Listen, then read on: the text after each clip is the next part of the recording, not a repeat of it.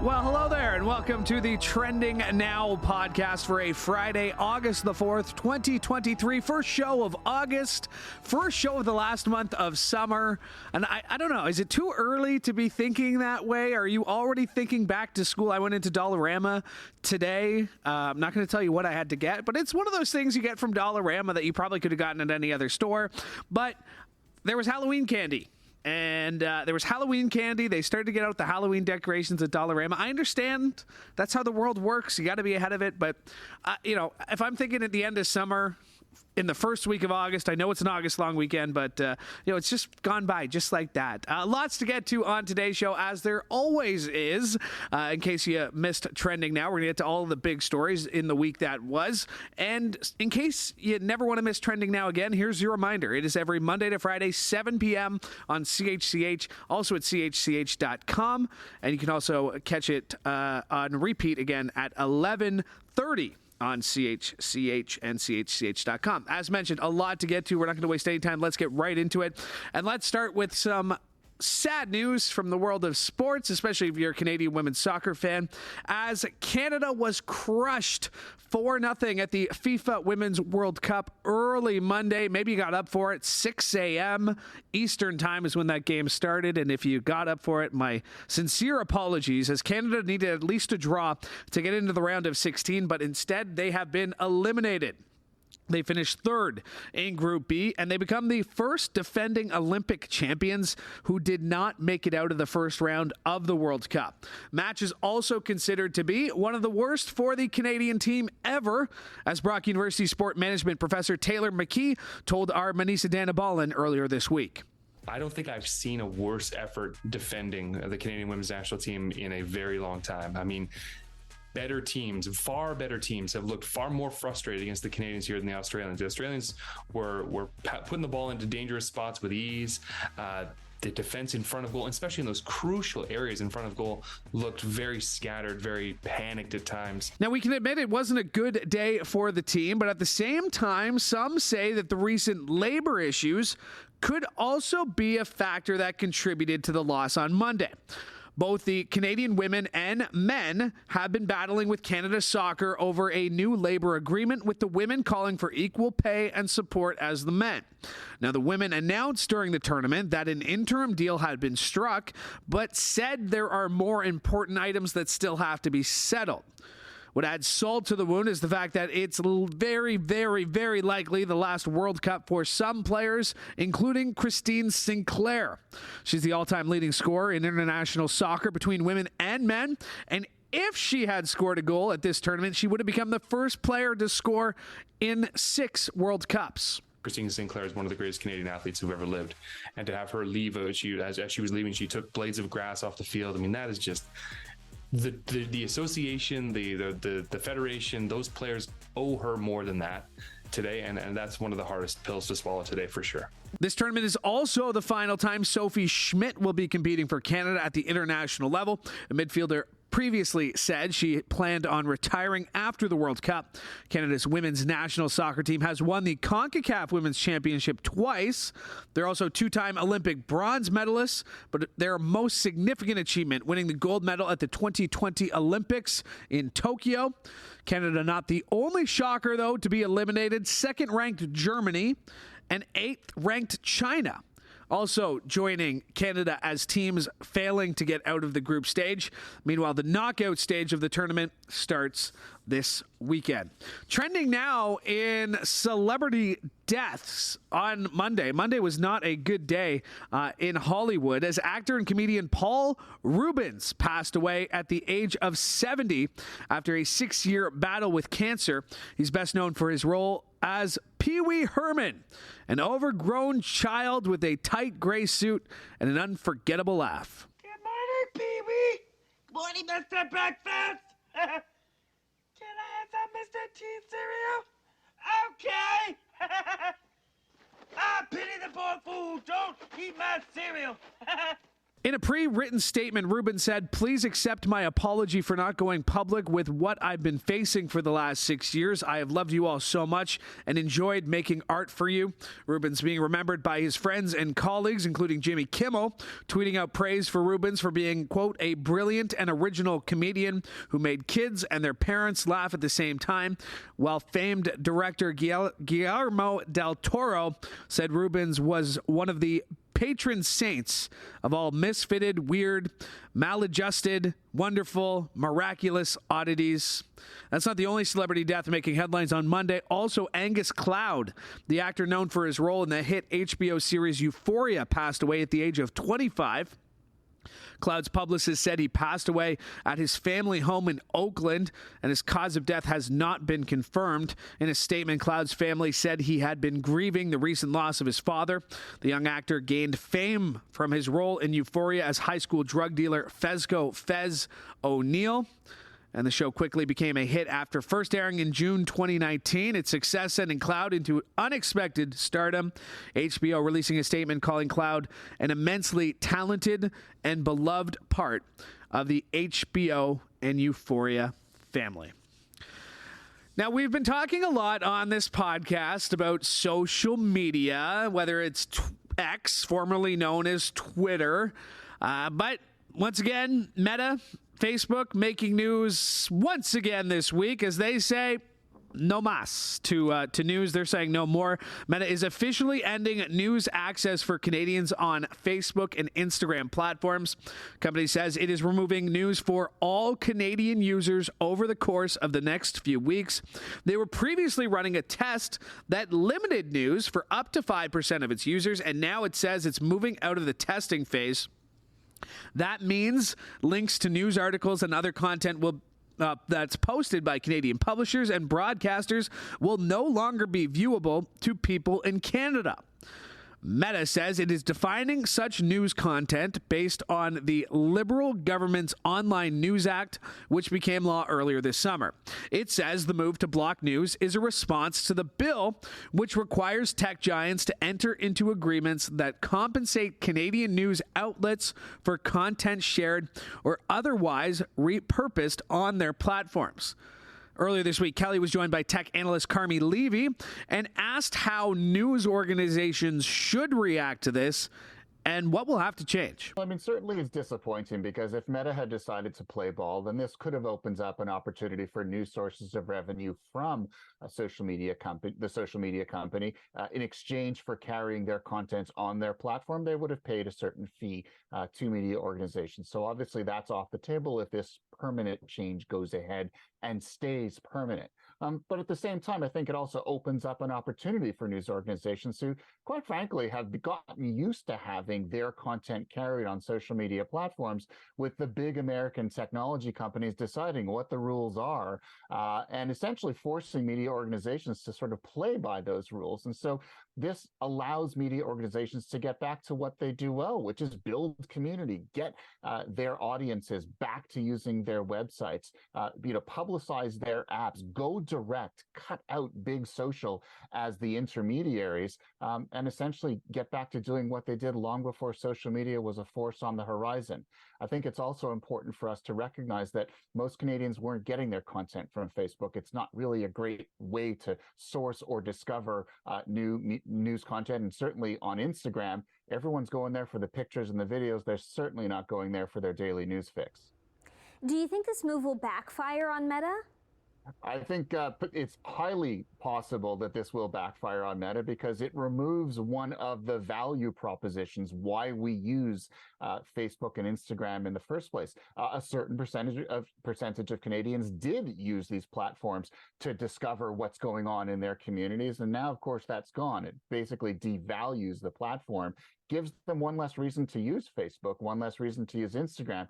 Facebook in particular is aging out. It's not growing like it used to. The cool kids aren't using it anymore. They're on TikTok and Snapchat. So, if Facebook wanted to give us a reason to stick around, they've just actually gone the other way. They're taking reasons away. And I would expect that to be a negative driver of traffic going forward. It certainly makes them look like a bully, big American tech company coming north of the border and trying to push the government around, basically pulling a child's hissy fit because they're not happy that the government is introducing new legislation. They've gotten a free ride for the better part of the last 2 decades. They've been allowed to monetize other media organizations' content and then not pay back into the industry as well. So it's been a completely one-sided equation, and they've gotten fairly rich in the process, and they're not happy at this change in rules. So it looks nasty, it looks bullying, it is, and quite frankly, if they were hoping to score some PR points by this latest move, permanently removing content from their platforms in Canada, they've absolutely failed. Do you think Meta will stick to its guns on this? A couple of years ago, Meta went right up to the wall in Australia, threatened to go dark there, and ultimately backed down from the precipice. And now they've agreed to the law in Australia, and they are in fact paying media platforms there. I think something's a little bit different here in Canada. I think they were worried that the Australian experience would set a precedent. I think they're sending a message that they don't want this to become the way they do business in countries around the world, and they're drawing a line. So I don't see there being a last-minute removal here or reversal. I think that is serious, and I think they're going to be sticking to their guns. That was tech analyst Carmi Levy as he joined Kelly earlier this week talking about Meta and their decision to officially end news access for Canadians. And just a reminder to our viewers and our listeners that because Meta has been suppressing professional journalism in their algorithms, CHCH and Trending Now have stopped posting to Facebook and Instagram. We're still working hard for our viewers, and our content can be found on chch.com,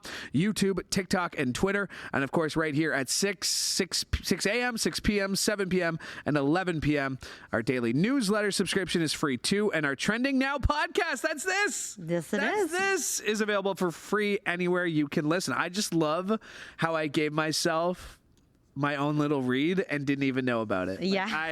I should have read things that were handed to me a little bit earlier than when right on the air for the first time. You say things that were handed to me when you printed them out for yourself. Yeah, but the printer handed it to me. Laura Seven, you obviously know that voice.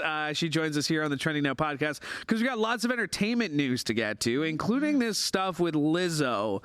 And one of the last people, I think, especially considering the accusations. So Lizzo has been sued by 3 former dancers who accuse her of sexual harassment and allege she and her production company created a hostile work environment. Apparently, the lawsuit claims that Lizzo pressured one of the dancers to engage with nude performers at a club in Amsterdam. And that part of it got a lot more graphic that we can't really get into, even on podcast form. Listen, I've gotten free range to swear and say some words, but I'm not getting into that. She also shamed another dancer for her weight gain before firing her. This is all alleged in the lawsuit. What do you make of this? When you heard it, what was your first reaction? When I heard it was like a punch to the gut, to be honest. Really? I'm a huge Lizzo fan, and everything she represents. Yeah, like I saw her in concert, so like I got to see these dancers like up close because my cousin and I went to her concert and we were right down by the stage, and yeah, just every speech she's done, every post she's made, like she's all about like positivity, not just for your body, but just like as a person. Like she loves to make positive music. She's always like lifting other people up.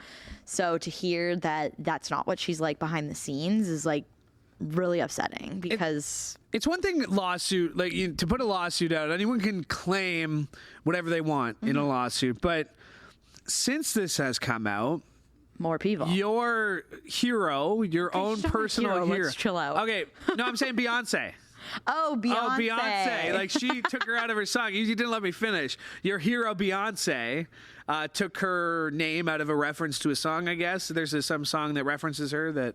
Yeah, she has a remix of Break My Soul where she like lists just a bunch of women artists. But upon further research, she skips people's names almost every night. Just like, so nothing to read too much into. Yes. The director of a documentary, so a director, Sophia Nalia Allison, was directing Lizzo's documentary. She posted her own story on Instagram saying, Lizzo creates an extremely toxic and hostile work environment and undermines the work, labor, and authority of other black and brown women in the process.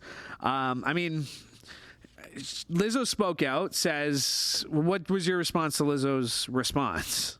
Well, obviously she's going to say it's not true. Like, why would you come out and be like, yeah, I did that stuff? Like, you know what I mean? And everybody has their own view of how stuff plays out. It doesn't mean that Lizzo's right, but like, you know, you get in a fight with somebody or you get in an argument with your boss or whatever, like your retelling of the story is going to be completely different than their retelling of the story. So yeah, you kind of have to believe the victims first, because it is really hard. Like, imagine coming out with a lawsuit alleging this stuff against Lizzo. Like, you know that's going to be tough for people to believe, and your names are going to get dragged through the mud. So they're making they're doing the circuit though. Yep. They were on Fox News. They were on CNN. Like, they're getting their story out there. Which, if you're doing this, Lizzo's statement, to hear both sides here. Lizzo says, these last few days have been gut-wrenchingly difficult and overwhelmingly disappointed. My work ethic, morals, and respectfulness have been questioned. Usually I choose not to respond to false allegations, but these are as unbelievable as they sound and too outrageous, to not be addressed. She adds, not here to be looked at as a victim, but I also know that I am not the villain that people in the media have portrayed me to be the last few days. There's nothing I take more seriously than the respect we deserve as women in the world. I know what it feels like to be body shamed on a daily basis and would absolutely never criticize or terminate an employee because of their weight. That's not what the accusations are saying. They're saying your dance troupe, your producers are saying this, though, right? Well, no, like, so this person did not say in the lawsuit that they were fired because of their weight. It was just alluded to, like, kind of like, we obviously don't know what the comments are, but they said there were comments that alluded to a weight gain. And she eventually got fired because she recorded like one of their meetings that they had, I guess, and that was a no-no, so that was why she got fired.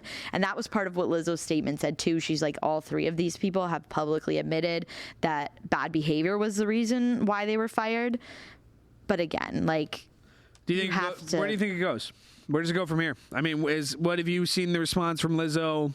How do you feel? Do you feel differently about Lizzo? Like, as somebody who's a fan, like, yeah, I definitely do, because again, he said, she said, right? Yeah. But at the same time, this has to be true if they're willing to like stake their whole careers on it and go up against someone like Lizzo, who is like at the top of her game right now and is like loved by so many people. So it's disappointing. I mean, I hope they're exaggerating, but I don't think they are. I mean, I don't mean to chuckle to tie this into something, but this gets to our next big entertainment story this week, that being Taylor Swift. Yes. And I chuckled because I had said I was going to tell this story on the podcast. As soon as I walked in yesterday, first of all, Simone Gavros, who's a VJ here, who, you know, doing a great job, she sent the email to all staff being like, Taylor Swift is coming to Toronto. Yeah. She made a big deal. So when I saw her,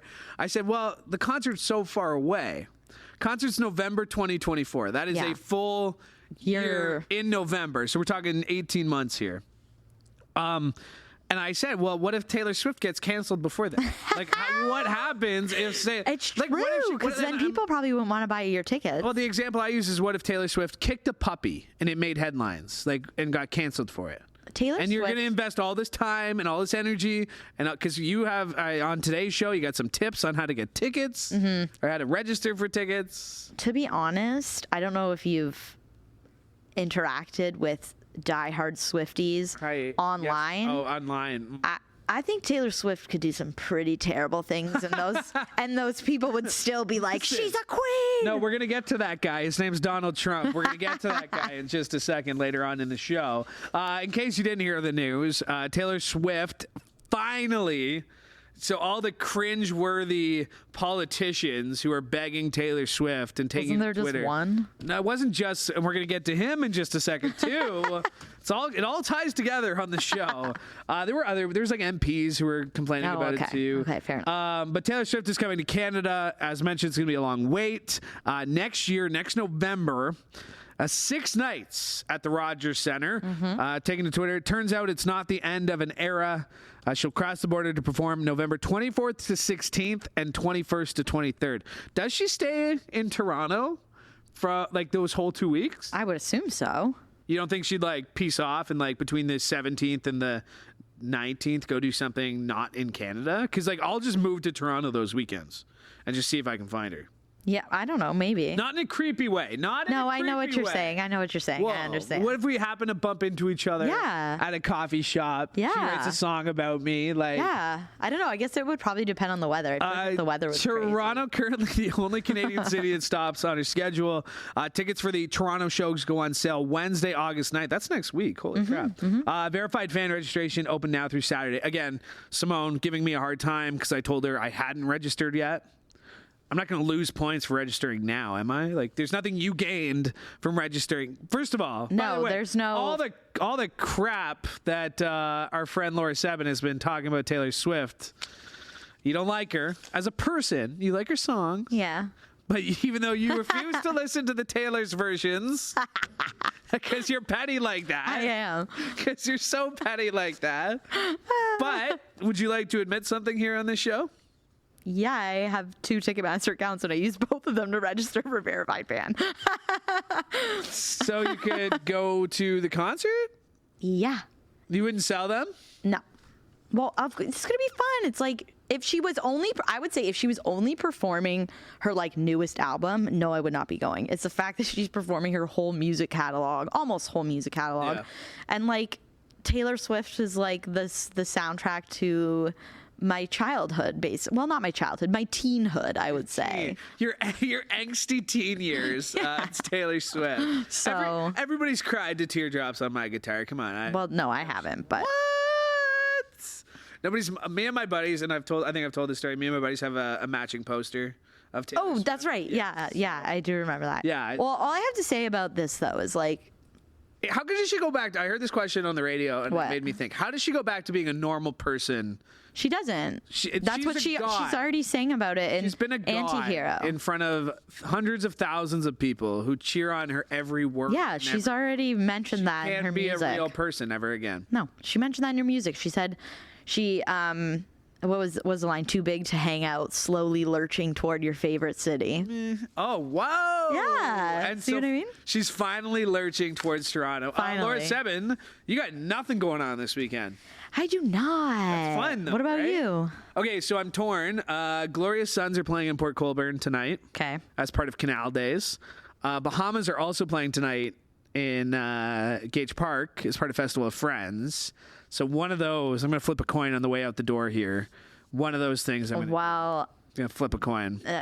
Local Canadian music scene people don't hate me, but I've only heard of the Glorious Sons, so I picked that one. Bahamas? No, so I picked that one for Glorious Sons are cool. I used to work at a radio station. I'm not going to say their name because it ended poorly, but they did something called the Rock Search on Glorious Sons 1. Okay. So I saw them in like a crappy dive bar with like 50 people right before they exploded, and now they're these huge superstars. And then tomorrow, Sam Roberts Band. Oh yeah, my dad loves Sam Roberts. What is that supposed to mean? What is that supposed? That's how I know who Sam Roberts is. No judgment. I'm just saying my dad likes him. You said that with a lot of judgment to say no judgment. If you guys watch the video version, no, I didn't. Roll the tape. Laura Seven, thanks so much for doing this. Appreciate it. Thanks, Louie. All right, that's Laura Seven talking about the entertainment news going on. Trending in U.S. news this week. Americans still processing yet another indictment for former President Donald Trump.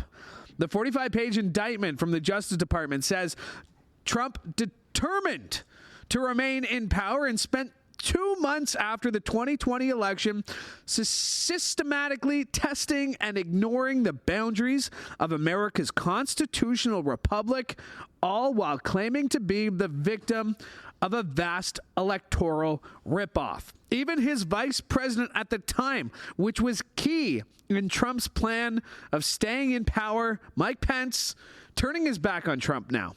Sadly, the president was surrounded by a group of crackpot lawyers that kept telling him what his itching ears wanted to hear. And while I made my case to him of what I understood my oath of the Constitution to require the president ultimately, continued to demand that I choose him over the Constitution. Pence plays a central role in the latest criminal charges against Trump. The indictment is informed in part by notes that Pence kept of their conversations in the days leading up to the January 6th attack on the U.S. Capitol. The indictment says Trump allegedly repeated the false claims about the election being rigged, quote, to make his knowingly false claims appear legitimate, create an intense national atmosphere of mistrust and anger, and erode public faith in the administration of the election. The indictment also includes 6 unnamed co-conspirators, and all of this comes remarkably with the former commander-in-chief seemingly at the height of his post-presidential powers, with polls showing him in a towering lead for the Republican nomination in the race to challenge Joe Biden for the White House. Now, Trump pleaded not guilty on Thursday when he was forced to go before a judge yet again, and Trump's legal team has characterized the latest case as an attack on his right to free speech. After the hearing, he suggested the case amounts to political persecution because he is leading in the race for the Republican primary as he spoke to reporters on an airport tarmac. This is a very sad day for America. When you look at what's happening, this is a persecution of a political opponent. This was never supposed to happen in America. We want these trials to happen before the 2024 election. And from one former world leader to our leader right here at home, Prime Minister Justin Trudeau, some relatively surprising news coming out this week as it was announced that Trudeau and his wife, Sophie Gregoire Trudeau, are separating. They both posted a message to their Instagram accounts reading, "Hi, everyone. Sophie and I would like to share the fact that after many meaningful and difficult conversations, we have made the decision to separate. As always, we remain a close family with deep love and respect for each other and for everything we have built and will continue to build. For the well-being of our children, we ask that you respect our and their privacy." It's pretty shocking news, especially considering the fact that divorces, separations, rumors aren't very often talked about in Canadian politics. It's just something journalists don't really touch on, especially when it comes to rumors involving personal relationships. But some say as much as Trudeau is the leader of our country, he's allowed to have a personal, private life. Now, Trudeau and Gregoire Trudeau first met as children but reconnected as adults. They started dating after co-hosting a charity ball in 2003, got married in Montreal in 2005, and had 3 children together, 15-year-old Xavier, 14-year-old Ella Grace, and 9-year-old Hadrian. But the relationship between them was more than just a marriage. Gregoire Trudeau, who's a former TV personality, played an important role in Justin Trudeau's political career, accompanying him during election campaigns, but recently she hasn't been seen as often by his side, which started some speculation about the state of their relationship. The last time they were seen together for an event was Canada Day last month. They also traveled to London together for the coronation of King Charles III in May, and in March the couple hosted U.S. President Joe Biden and the First Lady in Ottawa. Meanwhile, in an anniversary post last year, Gregoire Trudeau admitted that long-term relationships are challenging in many ways and that there's no perfect relationship. On her own, she has been an advocate for social causes like mental health and gender equality. Meanwhile, Trudeau is the second prime minister to announce a separation while in office. His father, Pierre Trudeau, separated from his wife and Justin's mom, Margaret, in 1979, and the two got divorced in 1984. Trudeau wrote about the impact of the divorce had on him in his 2014 memoir, Common Ground. And while the news of the couple's separation has been circulating on many international news outlets, Alistair Edgar joined Benicia Dandapolan this week and says it won't impact international relationships with Canada itself. Trudeau haters or others who will be jumping up and down in glee, all those kind of personal responses that people may have. In terms of politics in the House or between leaders, I don't think that'll be changing anything, at least formally. In terms of changes in people's marital status, it doesn't change policy and it doesn't change national interests.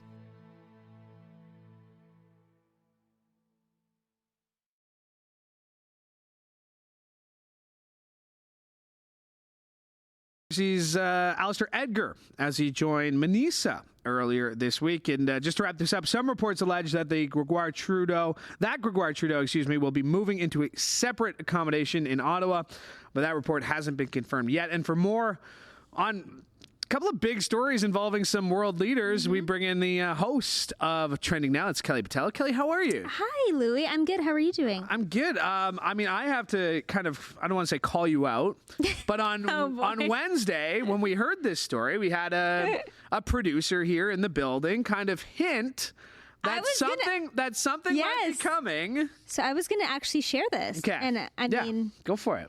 Yeah. So as journalists, we have sources who are sometimes right and sometimes wrong about insider information that they're hearing or, speculating. And I came in, was it Wednesday? It was Wednesday. Okay, I came in Wednesday and one of our coworkers said, hey, I just want to give you a heads up. I think that we're going to hear some news about Trudeau today and that he's going to announce that he is separating from his wife. And I was like, absolutely not. I'm like, you could not believe it. There's no way. You were incredulous. I was like, no, we're not. I don't know why. I thought that was absurd and ridiculous. Literally 20 minutes later, I kid you not, I'm on Instagram and I see his post. Yeah. And I was shocked. I'm sure a lot of Canadians were shocked as well. Not news, sad, of course, for their family and not news that you want to hear. But you just don't see, world leaders in general. I mean, he's just the second, and not in our lifetime, has a prime minister separated from their spouse so publicly. And I guess that's the one thing that sticks with me is how public this is. Like, Trudeau might not be in the job that much longer. He's been there 9 years. I don't think there's going to be an election anytime soon. Fingers crossed here. There's no election anytime. Just for the purposes of the amount of work that goes into an election. I'm not choosing a side here politically. Yeah. That's not what I was saying. But you could have made the argument that you only had to keep this quiet for a few more months. There's some speculation that this is going to get out anyway. You might as well get in front of it. It's interesting to talk about what politicians share about their personal life and whatnot, but I think that eventually this was going to come out, and I'm actually surprised at how little other leaders have talked about it. So I think everybody's kind of trying to respect his privacy and their family's privacy as well. So I was putting together this story for the evening news, kind of to kick it off, and trying to find details. And I kept refreshing Jagmeet Singh's page. Yeah, Pierre Poilievre. Whether they use this as an opportunity. I feel like, just like us journalists, we don't report on rumors. I think attacking someone's personal life, because there were a lot of people that I talked to who made an insensitive comment or tried to be funny or, said something completely off the rails. But it's somebody's personal life. Yeah. And it doesn't matter if he's the prime minister or how disliked he is by certain people, by however many people. Yeah. It's still, it's a marriage falling apart. A family. 3 kids, 15 and under. Being 13 is not easy, let alone having your parents separate on the world's biggest stage. Absolutely. Sad all around. And I was doing the same thing, refreshing Twitter, seeing if anyone was commenting on it. And I think that was definitely the classy move not to comment on it. Absolutely. Yeah. Speaking of classy, Donald Trump was indicted again. This one's so weird because the words being used, the actual indictment, to defraud the United States, right? To make his knowingly false claims appear legitimate, he created an intense national atmosphere of mistrust and anger and erode public faith in the administration of the election. We've heard forever that that's what makes America America. Yeah. Is their elections. They're free and fair elections. This guy's going after everything that's happened, and now he may have to face consequences. Yeah, well, we know he pled not guilty yesterday, which is what we were expecting. And afterwards, he actually spoke to reporters, which he didn't do the other 2 times he was indicted. So I was kind of surprised by that.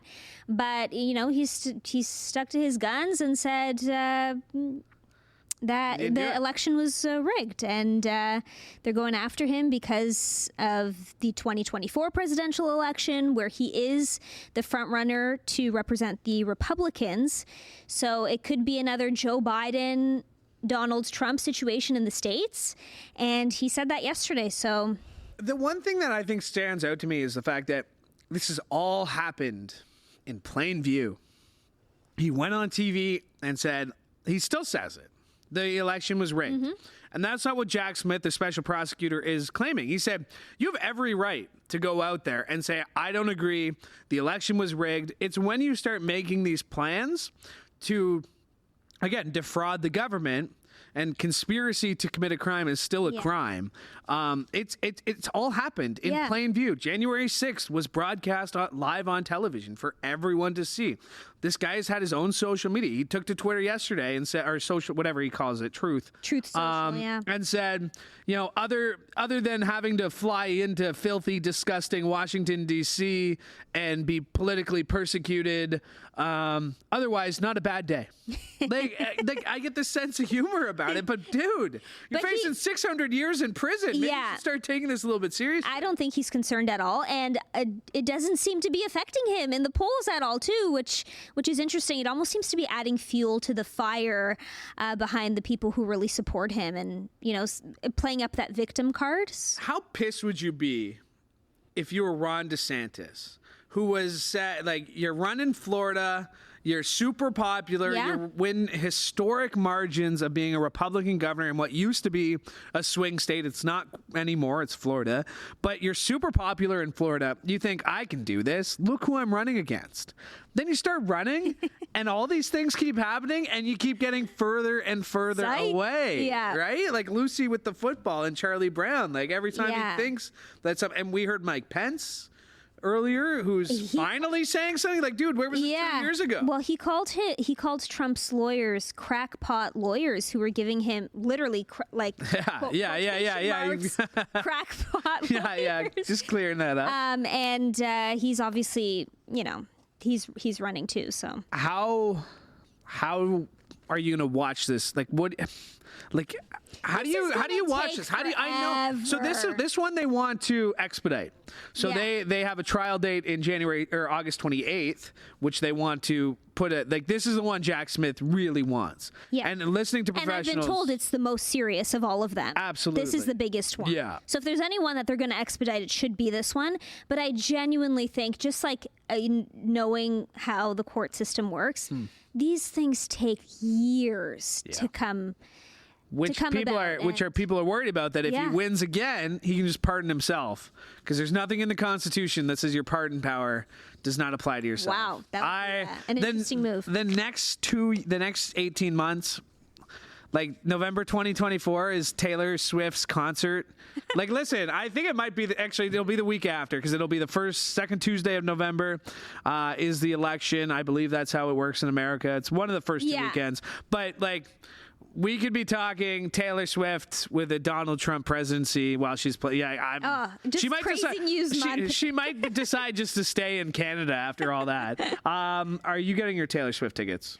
I would love to, but I don't know if I'm up for the fiasco of it all. You know, I cannot do crowds as much anymore. Like, I just don't like to register and probably not getting the tickets and probably paying like hundreds and hundreds of dollars. At least hundreds and hundreds. I can't believe her star power.